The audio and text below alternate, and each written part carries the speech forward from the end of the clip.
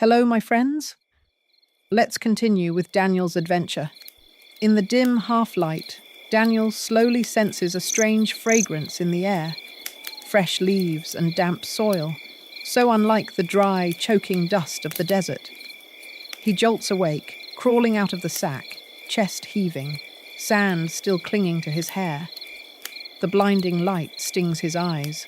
It takes a long moment before he can see clearly. Before him unfolds an unbelievable sight. A vast oasis stretches out, lush and green, like a jade carpet laid upon the endless desert. Tall trees sway gently in the cool breeze. Streams of clear water ripple over stones. In the distance, birds chirp and dart through branches. The sky is pure, blue, as if storms had never existed. Daniel, urgent, shaking his friend. Petter. Wake up. Petter, eyes opening, dazed, staring. For a heartbeat, the two of them can only gape, hearts pounding. Everything they had longed for, after endless days of hunger, thirst, and despair, now stood before them. So real, it felt like a dream. They step forward, trembling, afraid the vision might shatter if touched.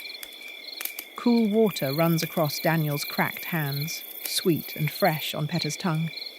Tears spill as Petter sobs uncontrollably. Daniel whispers, voice breaking. The promised land. They move deeper, pushing past thick foliage. Then, as the canopy opens, a kingdom reveals itself. Tiny rooftops cluster neatly together. Stone-paved roads stretch lively and bright. The central square packed with people.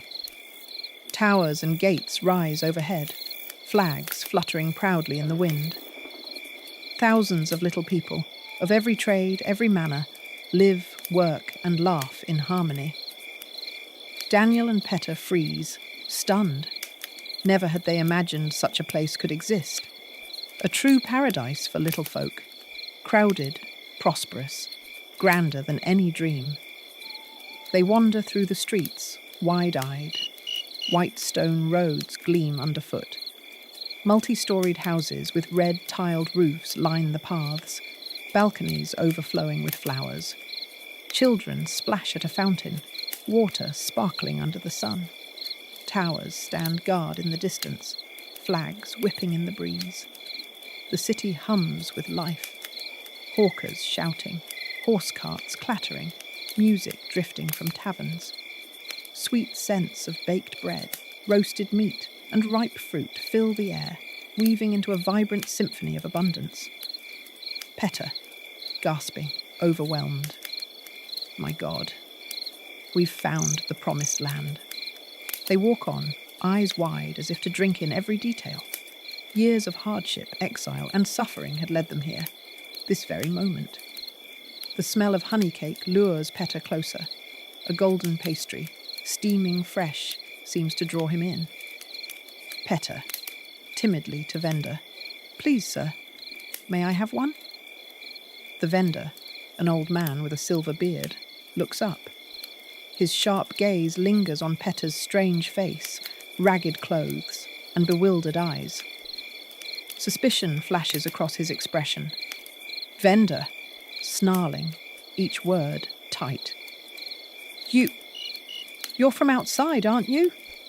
Before Petter can reply, the old man suddenly bellows, Vendor, intruders, strangers, guards. The square erupts. Vendors and passers-by scatter, pointing frantically at Daniel and Petter. Crowd, strangers, strangers, catch them. The brothers' hearts hammer as the crowd parts, eyes filled with fear and panic.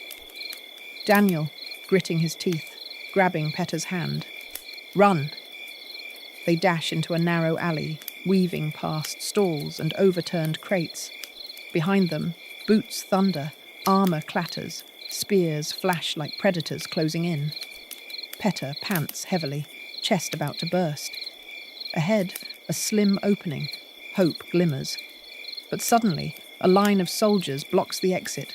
Clubs rise, cutting off every path. Daniel, roaring, desperate. He hurls himself forward. Peta shielding him with outstretched arms. But they are gaunt, exhausted, no match for the armored guard. A brutal strike crashes into Daniel's back. He stumbles. Another blow slams down. Light flares, then vanishes. Peta, screaming. But before he can reach his brother, a club crashes against his head. Both collapse. Darkness swallows them whole. The roar of the crowd and the clash of steel fade into silence. The steady drip of water echoes from somewhere above the damp stone ceiling. Daniel jolts awake, head pounding, mouth parched.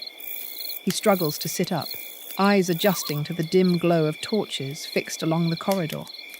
Before him stretches a chilling scene. Rows of iron cells carved into mossy stone walls, the air thick with mould. Flickering flames cast trembling shadows across the cold surface, making the whole place feel like a nightmare without end. Beside him, Peta stirs, groaning before jolting upright. The moment he realizes the cold iron bars surround them, he throws himself at the door, pounding furiously, his hoarse voice cracking with panic. "Peta, let us out. Why are you holding us? We did nothing wrong." The clang of metal reverberates through the corridor, but no answer comes, only silence. Then, from the shadows further down, a raspy voice speaks, slow and heavy. Voice. "Don't waste your strength. This is the underground prison." Daniel whirls toward the sound. Shapes emerge. A group of captives huddled in another cell, eyes weary but still alive. Then another voice rises, warm, steady, achingly familiar. Voice 2. "Daniel? I never wished to meet you again like this." A figure steps from the dark. The torchlight reveals an aged man, lined with years yet radiating resilience. His eyes still burn with unyielding fire. Daniel, stunned, whispering, "Uncle." "Nathan." Daniel rushes forward, heart twisting, memories flooding back. He extends a trembling hand. "Daniel." Hoarse. "Uncle Nathan." Nathan smiles, a bitter, tender smile. He clasps Daniel's hand firmly, pats his shoulder like a father reunited with a long-lost son. "Nathan. Well, you've grown, lad. Never thought I'd find you here in chains. Tell me, how did you end up in this place?" Daniel swallows hard, eyes glistening. He pulls Peta closer. "Daniel, this is Peta, my companion. We travelled a long road, through danger and death, all to reach the promised land. We believed this would be the paradise of little folk, a land of freedom." Peta bows slightly in respect.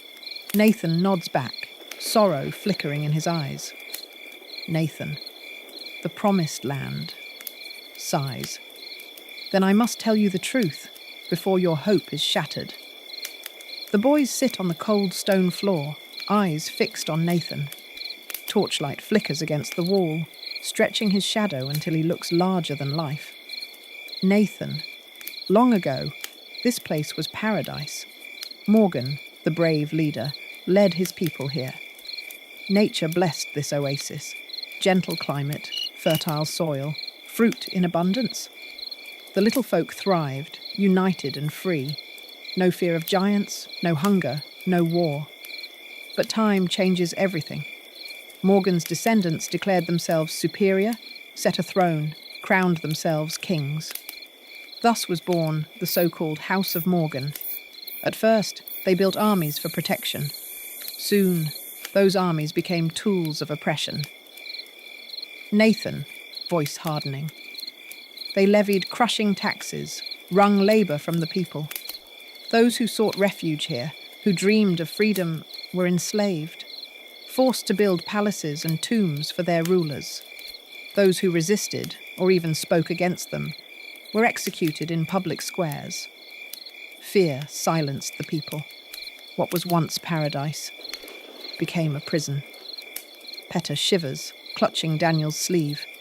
Peta, whispering, "So this is the truth of the promised land?" Nathan, nods gravely. That's why so many came here, and were never heard from again. Daniel clenches his fists, eyes burning. Daniel. Why? Why doesn't anyone fight back? Why not escape? Has no one dared to rise against them? Nathan hesitates, then slowly gestures toward the wall behind him.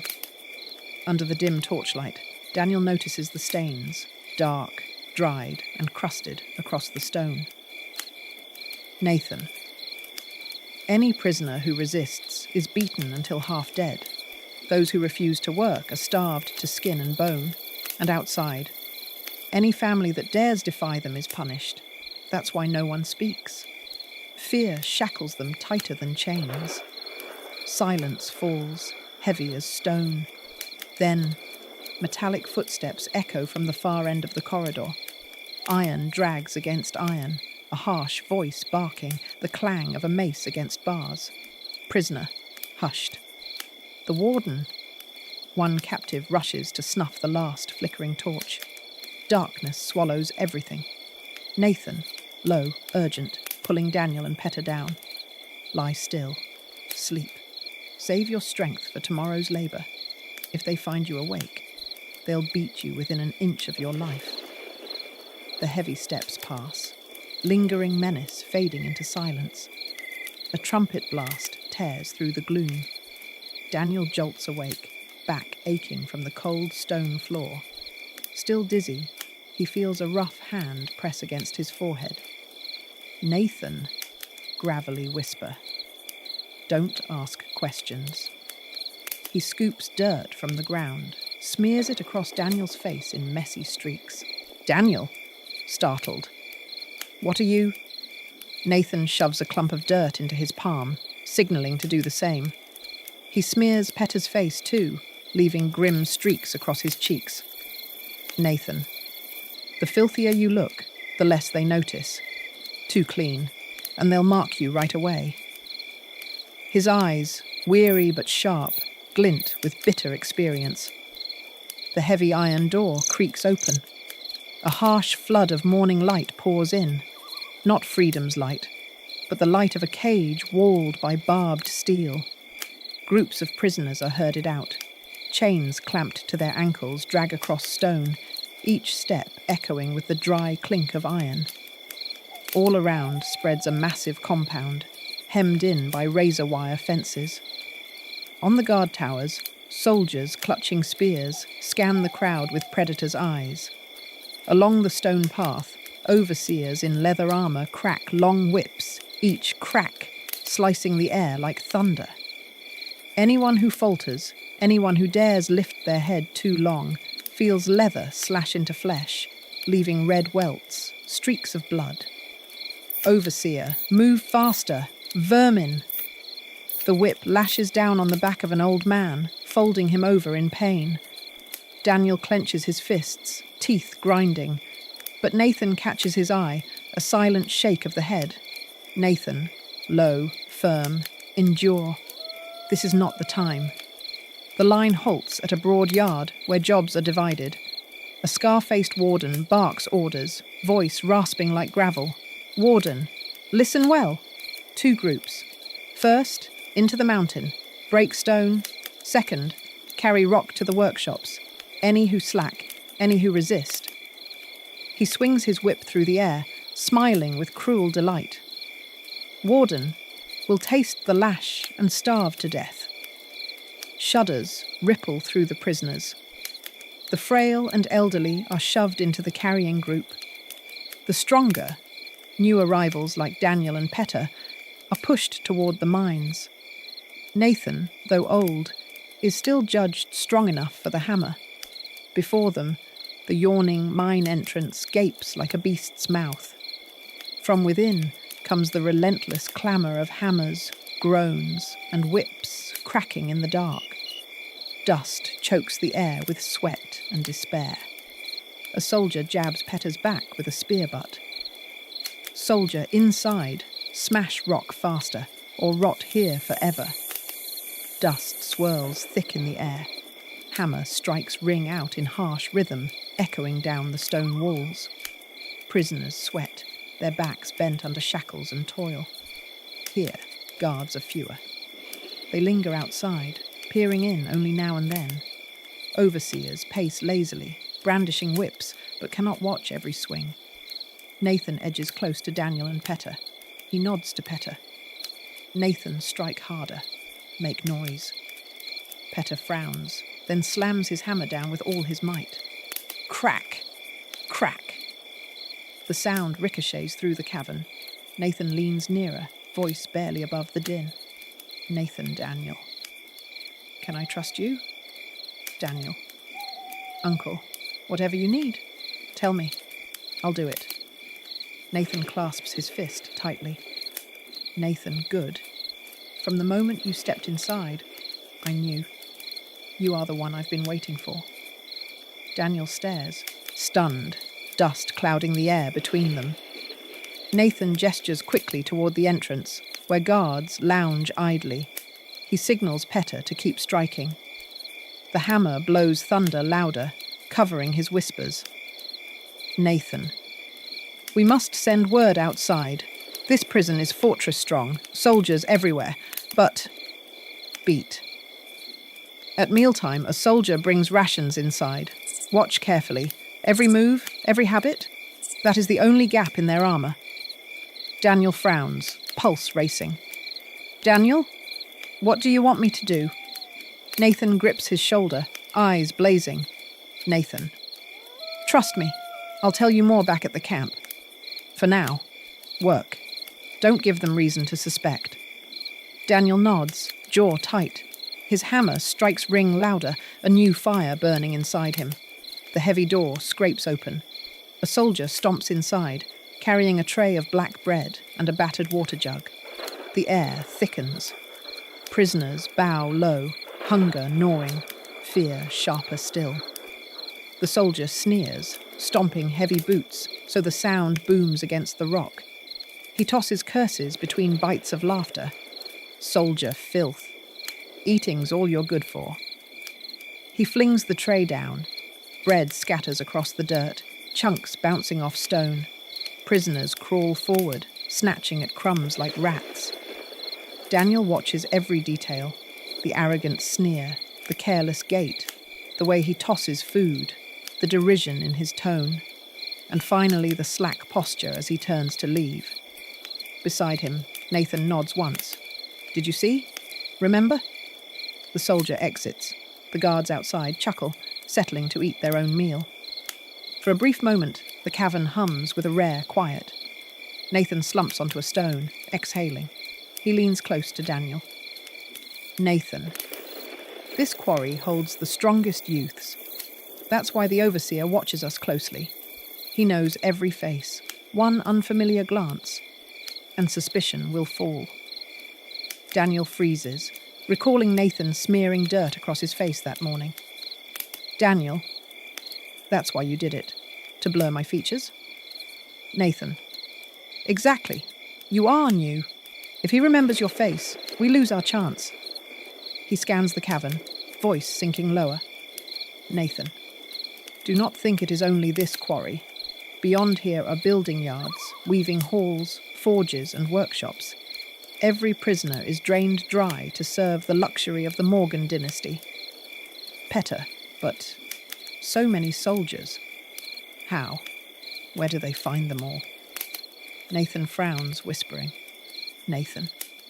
The soldiers are our own kin. Each family must give one child every year. The Morgans place their bloodline at the top. Overseers, captains, wardens. That is why no one dares resist. Footsteps echo outside. Nathan stiffens, presses a finger to his lips. Silence.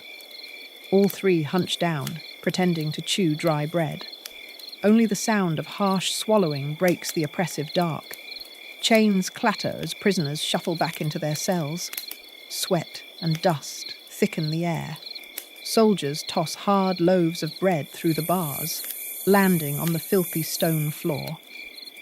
Peta and several prisoners scramble to pick them up, chewing in silence, eyes wary on the guards. In the shadows, Daniel and Nathan retreat to a corner. Nathan leans against the damp wall, his voice low and rough.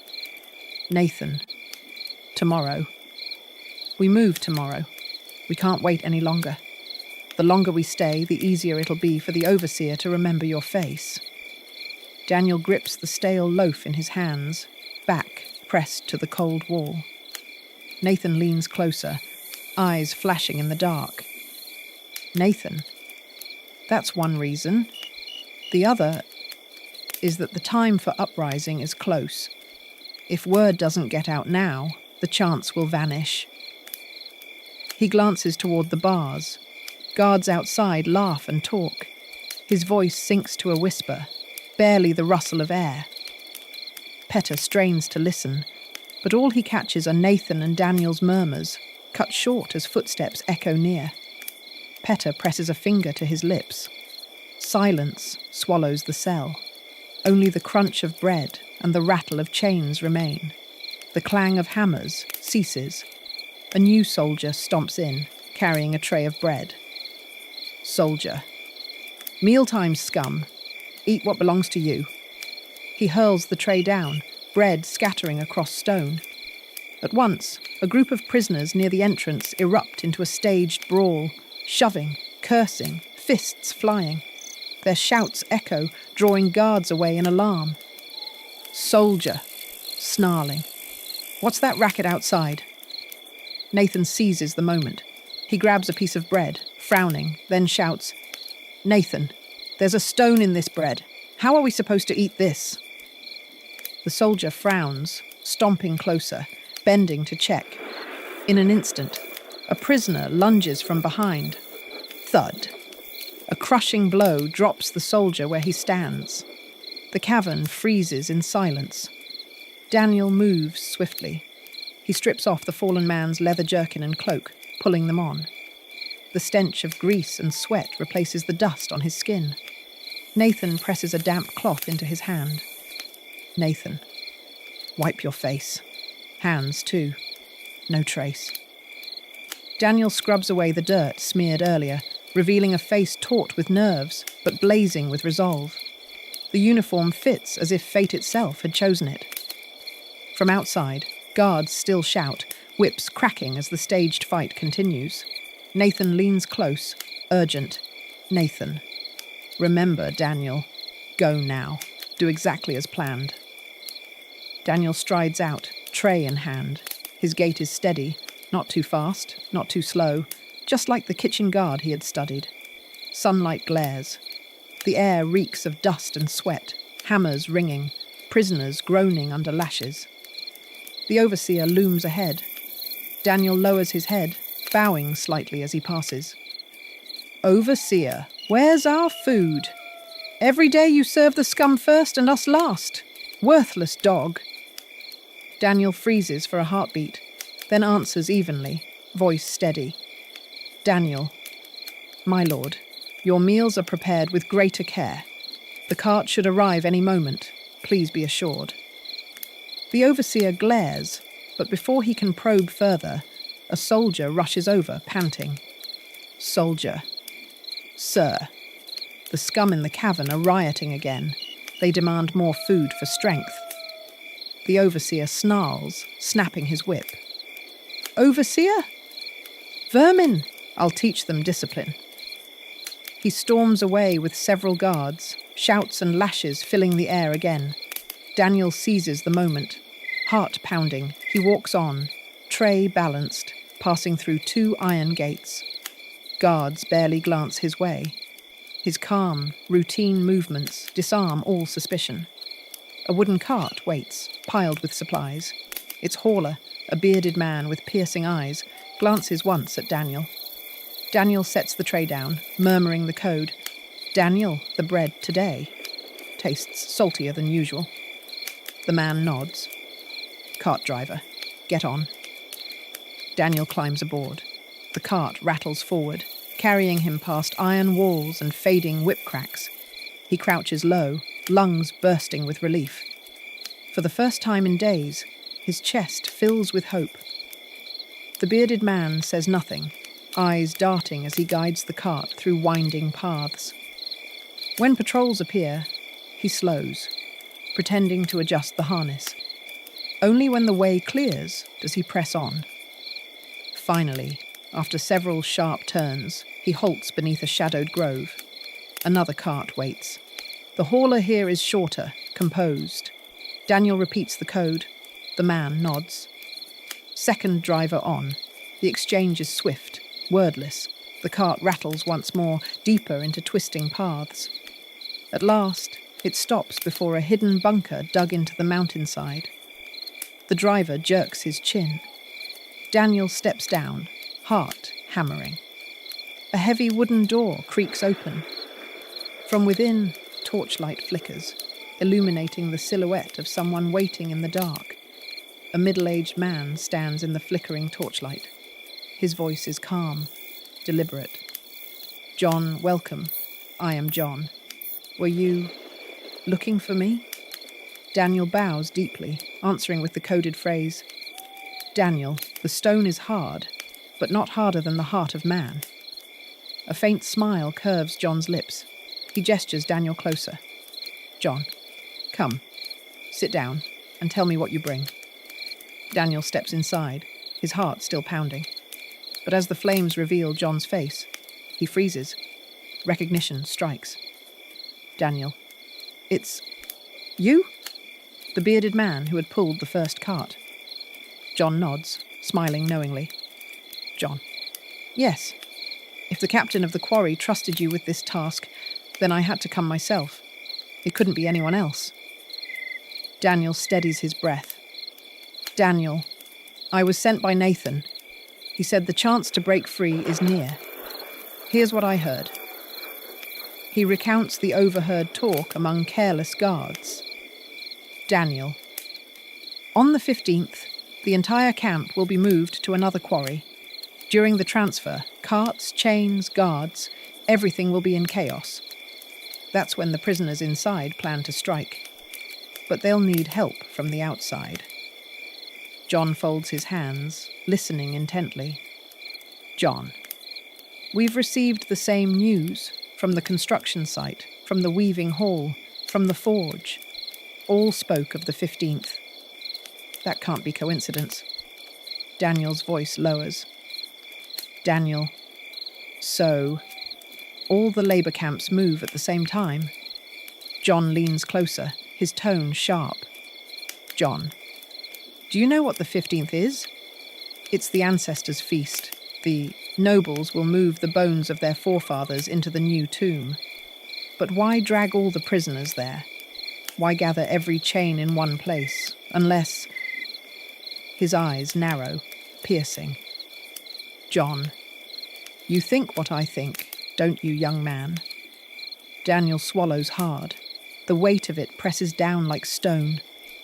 This wasn't just an escape. It was survival against something darker. John does not rest. He strides into a cavern lit by sputtering torches. His voice echoes with command. "John, send word. Summon every captain still hidden in the city. We meet tonight. If the Morgan family moves, we must act now. Delay, and we'll all be buried alive." A messenger bolts into the tunnels. Daniel moves to leave, but John's hand stops him. "John, stay. You too." One by one, rugged faces appear. Captains with weathered eyes and scarred hands. The heavy door shuts. John signals. "John, begin." The council erupts. Strategies whispered, arguments sharp, voices colliding in the stale air. Daniel sits among them, realizing this night will alter the fate of thousands. When the meeting breaks, the captains slip away into shadow. John remains, his gaze steady on Daniel. "John, tonight, spies will carry word to every cell. But the quarry cannot be left behind. You must return there and deliver the plan." He steps forward, gripping Daniel's shoulder firmly. "John, tomorrow, you'll wear the cook's garb again. If you entered once, you can enter twice. Tell them this. Guards with red bands on their right wrists are ours. When the time comes, they'll unshackle the chains, the weapons, hidden in the tombs to the left of the gate. Push the lids. Arm yourselves. Daniel clenches his fists, nodding with resolve. Daniel, I understand. After the secret meeting, the city looked the same on the surface. Bustling markets, voices of vendors, the daily rhythm of trade. But beneath, a hidden wheel spun faster and faster. Montage. The city in preparation. By night, spies dart like arrows through alleys, slipping into safe houses, blowing secret horns to rally each cell. Signals pass from lip to ear, from drumbeat to hidden coded letters. Remain silent, 5 a.m. from the east. In workshops, crude axes are sharpened, wooden spears and farming tools lined up. The weaving house knots rough ropes and hides them under bundles of cloth. The blacksmith's forge glows through the night, hammering out makeshift helmets. Seamstresses stitch old armor, patching tears, sewing red armbands for identification. Each group knows its role. Supply lines arranged, medics appointed, even childcare organized. Within days, an improvised army takes form, not equal in arms, but equal in will. Narrator, VO. They trained fast. They memorized attack routes. They whispered battle maps into their minds. They would strike during the prisoner transfer, when order would collapse, and every chain would be tested. The dawn of the 15th trumpets blare. Streets choke with soldiers. Spears gleam at every corner. The city falls into silence. Doors shut tight, people trembling inside. But behind those doors, resistance waits. Groups of 3s and 5s, clutching crude weapons, kitchen knives, axes, iron bars. Their eyes burn with fire. They do not speak. Only the pounding of hearts and the breath of an entire city waiting to explode. Ext. Outer roads. Wagons creak under the weight of prisoners. Chains clatter with every step. Thousands are driven forward toward the newly built mausoleum. Exhausted bodies stumble, but hope glimmers in their eyes. Today, something would change. The mausoleum ceremony int. Grand mausoleum. Day. The contrast is stark. A vast square of polished white stone, golden thrones waiting on high. The Morgan banners billow arrogantly across the sky. Rows of nobles file in, robes heavy with gold embroidery. They recline on high seats. Below, banquet tables overflow with roasted meats, red wine, sugared cakes. The fragrance drowns out the sweat and dust of the chained prisoners being herded inside. Music swells, drums and horns, triumphant and cruel. King Morgan strides forward in scarlet robes, crown blazing. He raises both hands, voice thundering. King Morgan. Today, we honor the glory of our ancestors. Because of them, the promised land stands mighty. And here, we build their eternal resting place, magnificent, immortal. The nobles roar in applause, clinking goblets, wine spilling red onto the white stone floor. The betrayal and the spark. The mausoleum gates open. Prisoners flood the square, chained in endless rows, filling the steps like a sea of shackled bodies. Among them, Nathan and Peta. Nathan's eyes blaze as he flicks quick glances toward the dais. Daniel, hidden among rebels outside, clenches his fist. On the high steps, nobles laugh. Noble, mocking. At last, the vermin will serve a purpose. What is a tomb without sacrifice? Their laughter cuts like knives. Whispers among prisoners. What are they planning? Why bring us here? Heads bow, shoulders tremble, but in their eyes glimmers rage, not despair. Among the guards, wrists wrapped in red cords begin to move. Quietly, they slip lockpicks into calloused prisoner hands. Nathan, whispering, "It's them. It's time." Click, click. Chains loosen, but prisoners still pretend to be bound, waiting, waiting. Above, the nobles still laugh, blind to the storm below. The ignition, King Morgan raises his hand. Soldiers withdraw from the hall, leaving only thousands of prisoners surrounded. Archers draw bows, strings tight, arrows aimed at hearts. King Morgan, the hour of sacrifice is here. Rejoice, for you serve eternity. But Nathan lifts his head, eyes blazing like fire. He roars, voice cracking stone. Nathan, you think we'll stand here and die? Before the king can give the order, the red-corded soldiers strike. Spears turn, stabbing into fellow guards. Archers are slammed to the ground, bows clattering. Voice cuts through the chaos. Voice, rise! Clang! Clang! Clang! Chains fall in waves. Prisoners surge forward. The battle montage, explosion of chaos. Dozens rush the stone coffins. Lids grind open with the force of hundreds. Thud. Weapons spill out. Rusted swords, crude axes, spears. Peta whips his broken chain like a flail. Crack. A guard collapses, skull split. Nathan seizes a spear, thrusts it into a soldier, then passes it to the next prisoner. Waves of men and women storm the banquet dais, flipping tables, smashing wine jugs. Red liquid flows like rivers of blood. Nobles scream, clutching robes, scrambling for back exits. But the stone hall is now a labyrinth of rebels. Sounds, clashing metal, shattered glass, screams, the thunder of thousands freed at once. Outside the mausoleum. At Nathan's nod, horns blare from the east, signals for the outer army. Rebels burst from rooftops, alleys, doorways. Ropes loop around the gates, creak. Stone doors crash open. Smoke rises as straw and oil burn, choking Morgan's forces. Daniel stands with John at the command post, watching chaos unfold, giving signals. Drums beat from every direction, guiding each wave of assault. Morgan's soldiers falter. Many are conscripts, their families among the rebels. A child runs to cling to a soldier's leg. His spear clatters to the ground. One by one, soldiers throw down weapons, ripping off armor, defecting.